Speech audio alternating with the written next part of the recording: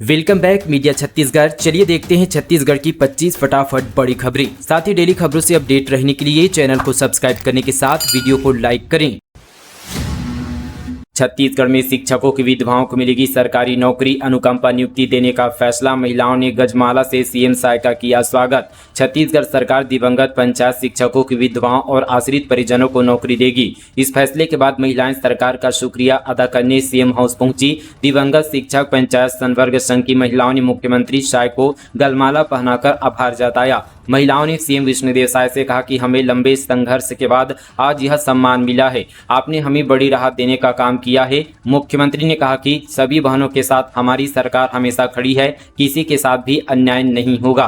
बता दें कि 16 अक्टूबर को हुई कैबिनेट बैठक में सरकार ने दिवंगत शिक्षक पंचायत संवर्ग संघ के परिजनों की अनुकंपा नियुक्ति के लिए निर्णय लिया था। 6 साल से भी अधिक समय से ये महिलाएं आंदोलन कर रही थी। पिछली कांग्रेस सरकार के समय इन विधवाओं ने सिर मुंडवाकर आंदोलन किया था। संघ के सदस्यों ने बताया कि दिवंगत शिक्षकों के परिजनों ने 300 दिनों तक लगातार आंदोलन किया था। भाजपा नेता संजय श्रीवास्तव, गौरी शंकर श्रीवास्तव भी मुख्यमंत्री से मुलाकात करने मौजूद रहे।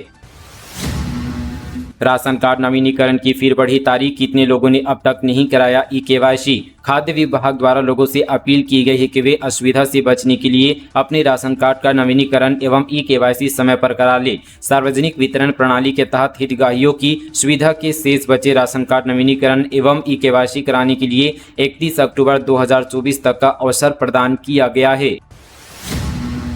छत्तीसगढ़ पुलिस को मिला राष्ट्रपति का पुलिस ध्वज सम्मान। सीएम साय ने कहा, यह सम्मान छत्तीसगढ़ पुलिस के साहस, अनुशासन और देशभक्ति का प्रमाण है। छत्तीसगढ़ पुलिस के लिए यह एक ऐतिहासिक और गौरवपूर्ण क्षण है जब उन्हें राष्ट्रपति का पुलिस ध्वज प्रदान किए जाने की स्वीकृति प्रदान हुई है। यह विशेष ध्वज देश के चुनिंदा राज्यों की पुलिस इकाइयों को दिया जाता है जो 25 वर्षों की अनुकरणीय सेवा और राष्ट्र के प्रति समर्पण का प्रतीक है। छत्तीसगढ़ पुलिस ने नक्सल मोर्चे पर साहस और दृढ़ता के साथ कठिन चुनौतियों का सामना करते हुए यह सम्मान अर्जित किया, जो कि उनकी उत्कृष्ट सेवा का प्रमाण है।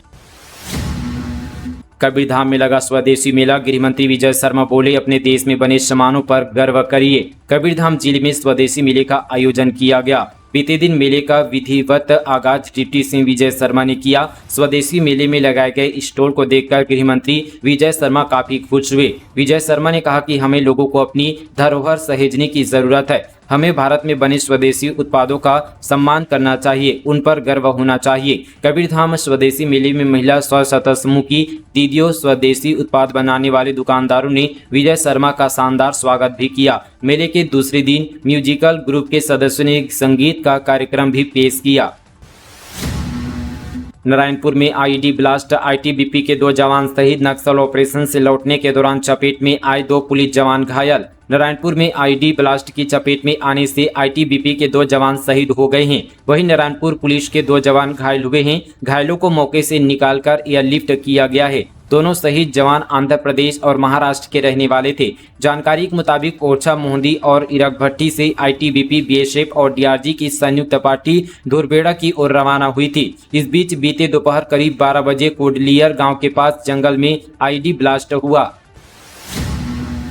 छत्तीसगढ़ की नन्ही बेटियों ने दुनिया में मनवाया अपनी प्रतिभा का लोहा, मुख्यमंत्री साय ने दिया आशीर्वाद। मुख्यमंत्री विष्णुदेव साय ने अपने निवास कार्यालय में 6 वर्षीय भव्या और 3 वर्षीय भविष्य कोटडिया से मुलाकात की, जो अपनी अद्भुत प्रतिभा के लिए चर्चा में है। भव्या ने आविष्कारों के नाम सबसे तेजी से बताने का वर्ल्ड रिकॉर्ड अपने नाम किया, जबकि छोटी बहन भविष्य ने 100 देशों के राजधानियों के नाम याद करके अपनी प्रतिभा का लोहा मनवाया। बता दें कि भव्या ने 1 मिनट 35 सेकंड में 50 आविष्कारों के नाम बताकर वर्ल्ड रिकॉर्ड ऑफ एक्सीलेंस दर्ज कराया है, जबकि भविष्य ने 2 मिनट 21 सेकंड में 100 देशों के राजधानियों के नाम लेकर world wide book of records में अपना स्थान बनाया है। मुख्यमंत्री ने इन नन्ही प्रतिभाओं की मेहनत की सराहना की और उनके उज्जवल भविष्य के लिए आशीर्वाद दिया। इस दौरान भव्या और भविष्य के पिता गौरव कोटडिया ने अपनी बेटियों की उपलब्धियों के प्रमाण पत्र और मेडल मुख्यमंत्री को दिखाए। इसी खुशी के मौके पर उनके माता नमिता कोटडिया भी उपस्थित थी।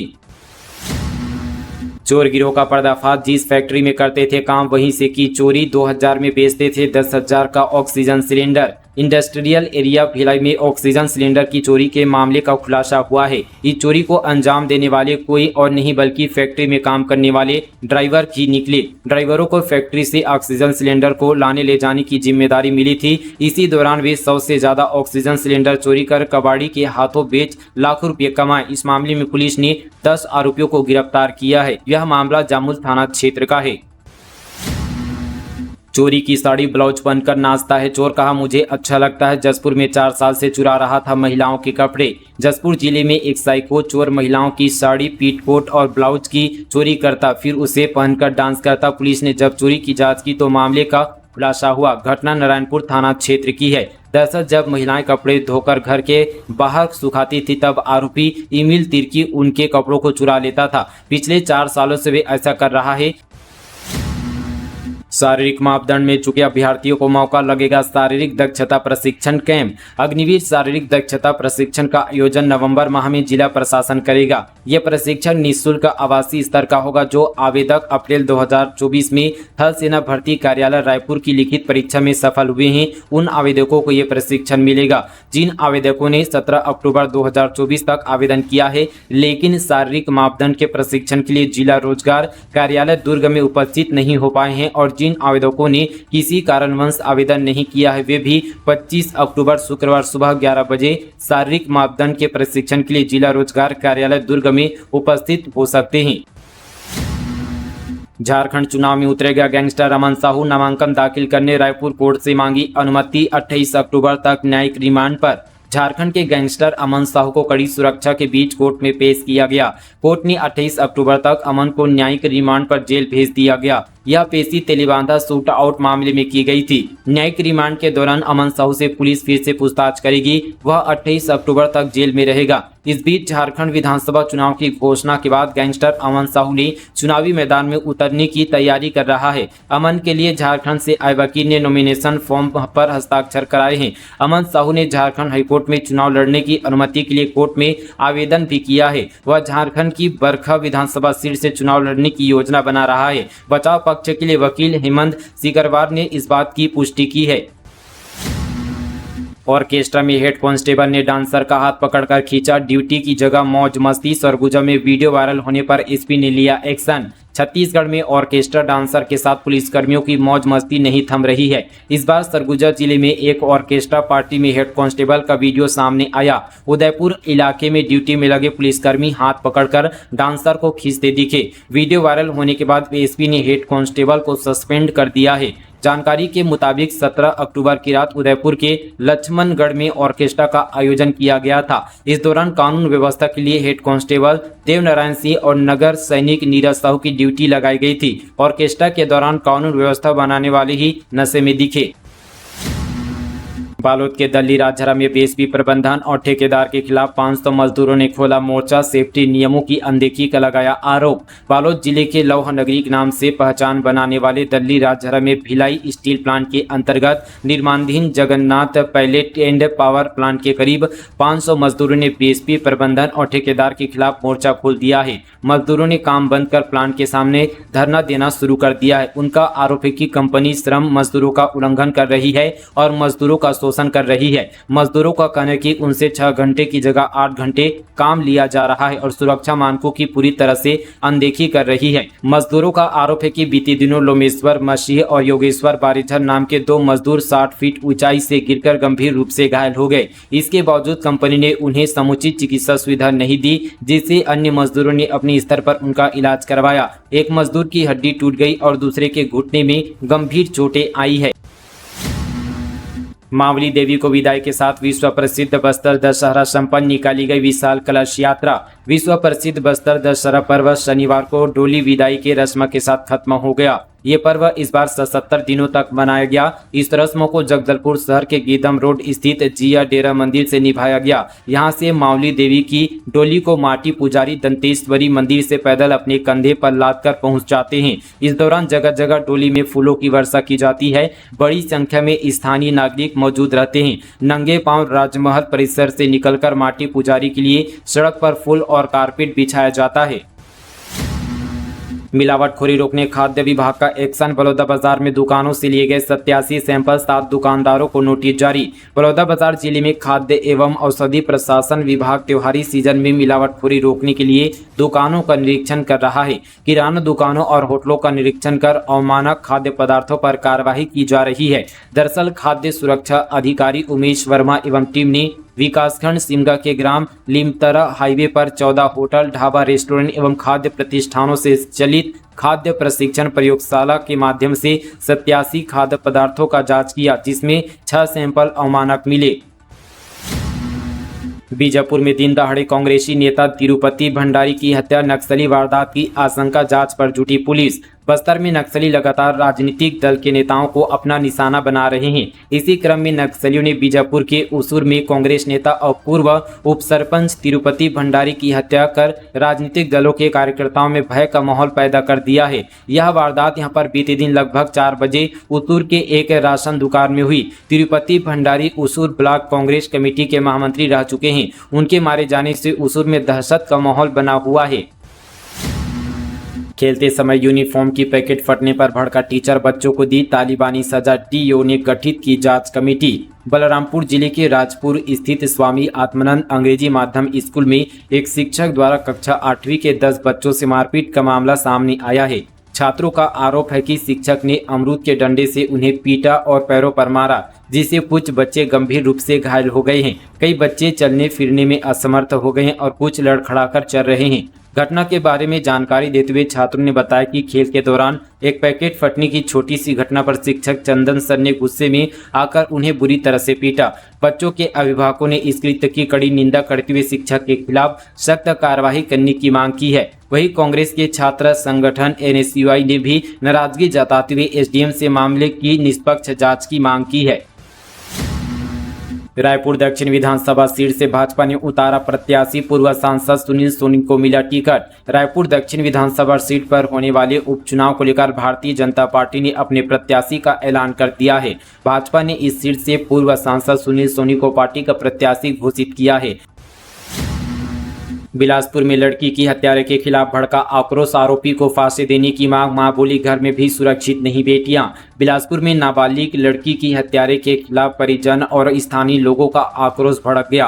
आरोपी के घर के सामने नारेबाजी कर जमकर हल्ला बोला। उन्होंने आरोपी को फांसी देने की मांग की है। वहीं लड़की की मां ने कहा कि गरीब लोगों की बेटियां घर में भी सुरक्षित नहीं है। इधर सरकंडा पुलिस का दावा है कि आरोपी को गिरफ्तार करने के बाद उसके खिलाफ विधिवत साक्ष्य जुटाकर कोर्ट में चालान पेश किया जाएगा। साथ ही कोशिश होगी कि आरोपी को फांसी की सजा मिले। चौपाटी निर्माण पर नाराज हुई कांग्रेस, धरना प्रदर्शन की दी चेतावनी। बूढ़ा तालाब पर बन रहे चौपाटी को लेकर कांग्रेस ने विरोध जताया है। कांग्रेस ने कहा कि जब तक हमारी सरकार थी तब हमने गार्डन के किनारे वाली रोड को बंद कर रखा था। बीजेपी की सरकार आने के बाद इस सड़क को खोल दिया गया और वहां पर चौपाटी और रूफ टॉप रेस्टोरेंट बनाने का काम शुरू हो चुका है। महापौर एग्जाट देवर ने कहा कि जहां पर चौपाटी का काम चल रहा है वहीं सामने में गर्ल्स स्कूल है। चौपाटी खुलने के बाद बच्चियों की सुरक्षा पर सवाल खड़े हो जाएंगे। हर हाल में यहां पर चौपाटी का निर्माण नहीं होना चाहिए। कांग्रेस पार्षदों ने भी इसका विरोध किया है। वन्य जीव प्रेमियों ने सीएम और वित्त मंत्री को लिखा पत्र, हाथियों से होने वाले फसल नुकसान की राशि 50,000 करने की मांग। छत्तीसगढ़ में हाथी मानव द्वंद और जनहानि को कम करने के लिए वन्य जीव प्रेमियों ने मुख्यमंत्री और वित्त मंत्री को पत्र लिखा है। सभी ने अपने संयुक्त पत्र में हाथियों से प्रभावित फसलों की वर्तमान में निर्धारित मुआवजा राशि 9,000 से बढ़ाकर 50,000 प्रति एकड़ करने की मांग की है। अपने पत्र में वन्य जीव प्रेमी ने कहा कि मुआवजे की राशि बढ़ाने से किसानों और ग्रामीणों की नाराजगी कम होगी। फसल बचाने जाते समय अचानक हुए हमलों से होने वाली जनहानि भी कम आएगी। हाथियों से फसल नुकसान बचाने के लिए किसान खेतों में सोने नहीं जाएंगे। इससे हाथी मानव द्वंद कम होगा। फर्जी फिजियोथेरेपी संस्था और कॉलेज के खिलाफ हल्ला बोल, एसोसिएशन ने बंद करने की उठाई मांग। रायपुर में बीते दिन इंडियन एसोसिएशन ऑफ फिजियोथेरेपिस्ट ने फर्जी तरीके से फिजियोथेरेपी इंस्टीट्यूट और कॉलेज बंद कराने की मांग की है। एसोसिएशन ने बताया कि प्रदेश में 30 से 35 फर्जी फिजियोथेरेपी इंस्टीट्यूट और कॉलेज संचालित हो रहे हैं। इसकी जानकारी स्वास्थ्य मंत्री को भी दी गई है। फर्जी इंस्टीट्यूट और कॉलेज में बच्चों को फिजियोथेरेपिस्ट की फर्जी डिग्री देकर बच्चों के भविष्य के साथ खिलवाड़ किया जा रहा है। ऐसे फर्जी संस्था और कॉलेज को बंद किया जाना चाहिए, जिससे कि बच्चों के भविष्य के साथ हो रहे खिलवाड़ होना बंद हो सके। आयुष विभाग से मान्यता प्राप्त छत्तीसगढ़ में सिर्फ 2 कॉलेज हैं, जिसमें रायपुर में गवर्नमेंट फिजियोथेरेपी कॉलेज और दुर्ग में अपोलो फिजियोथेरेपी कॉलेज हैं। पेट्रोलिंग पार्टी ने 15 दिन में 2.5 लाख का फाइन काटा। बिलासपुर में खुले में कचरा फेंकने वालों पर एक्शन। स्वच्छता सर्वेक्षण को लेकर तैयारियां।